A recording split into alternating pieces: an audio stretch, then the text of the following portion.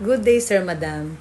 I'm Marina Banaag Patapat, 40 years old, single mother, and I have one son, 7 years old, and also I have 5 members of my family, 3 siblings. I have one brother, one sister, and I'm the youngest to my family and breadwinner to my family. I'm also graduated as a caregiver in Los Baños, Laguna, here in Philippines. I had experienced 2 years Finnish contract working in Singapore to taking care of the elderly. They living in Singapore because they migrate in London. I had also experienced 6 months working training in the hospital, taking care of elderly, newborn, kids, and toddlers.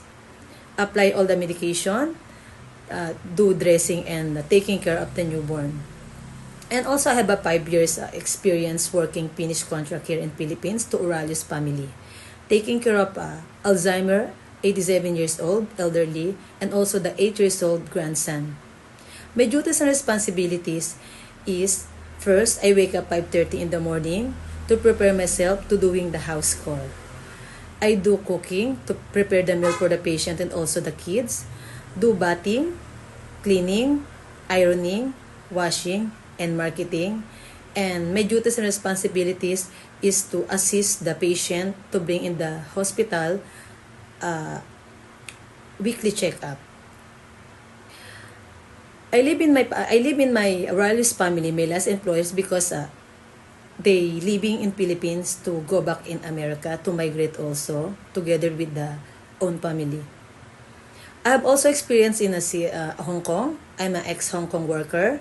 Supposed to be my contract is 2 years, but I had a emergency call from my family. Then immediately visit to my family because my father is got sick and passed away. When I come back in Hong Kong, my last employer, they immediately terminated with valid reason because the reason why is delay my flight to reach in the employer's houses. I try to apply again here in Hong Kong as a household worker. To my future employer, I hope you accept me as your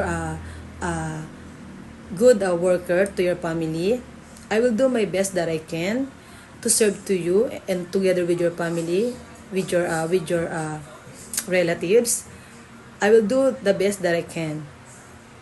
And also, hopefully, I can meet you soon. And I'm excited to see you again, Sir, Ma'am. Thank you very much.